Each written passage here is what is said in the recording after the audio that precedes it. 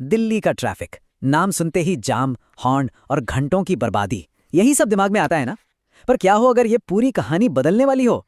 जी हाँ, आज हम यही देखने वाले हैं कि कैसे कुछ बहुत बड़े बदलाव दिल्ली के सड़कों का नक्शा शायद हमेशा के लिए बदलने जा रहे हैं। जो लोग रोज दिल्ली एनसीआर में सफर करते हैं, उनके लिए ट्रैफिक जैम सिर्फ एक दिक्कत नहीं है, ये तो जिंदगी का एक स्ट्रेसफुल हिस्सा बन गया है। ऑफिस के लिए घंटों पहले निकलो, पता नहीं कितना टाइम लगेगा, और फिर वो टेंशन। ये कहानी तो हम सबकी जानी पहचानी सी है, लेकिन अब लगता है कि इस कहानी में एक नया मोड़ आने वाला है।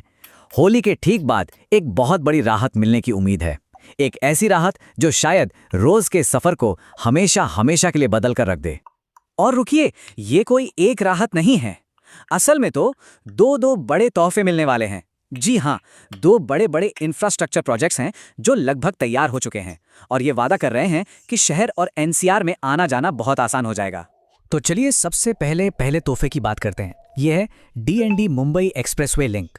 मतलब जो डीएनडी फ्लाईवे है ना, दिल्ली नोएडा डायरेक्ट वाला, उसको अब सीधे सीधे दिल्ली मुंबई एक्सप्रेसवे से जोड़ा जा रहा है। ये वाकई में एक गेम चेंजर साबित हो सकता है। अब इसका फायदा क्या है? देखिए, ये सिर्फ एक और सड़क नहीं है। जो लोग फरीदाबाद और नोएडा से आते जाते हैं, उनके लिए तो ये वरदान जैसा है।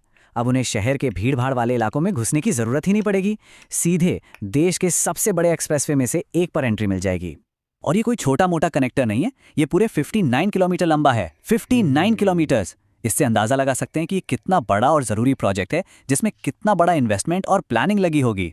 तो असल में जमीन पर क्या फर्क पड़ेगा? चलिए एक उदाहरण लेते हैं।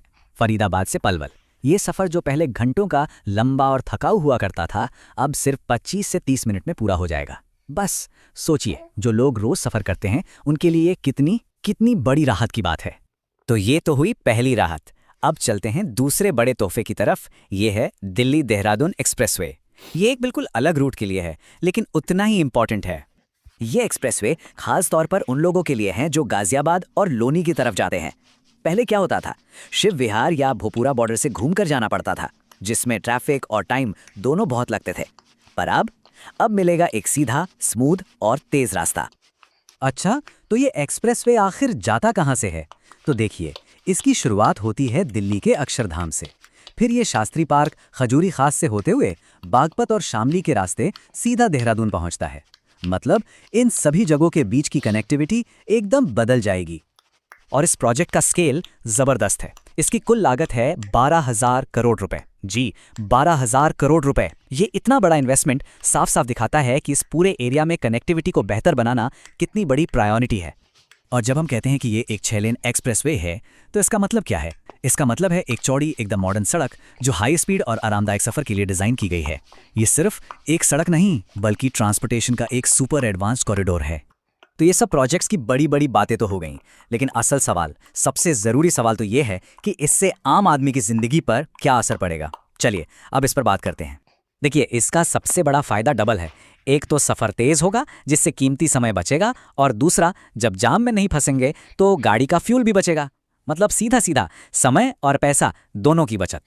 एक बात जो कही जा रही है वो ये है कि जिन लाखों लोगों को रोजाना ट्रैफिक जैम से जूझना पड़ता है, उनकी ये परेशानियां अब खत्म होने वाली हैं।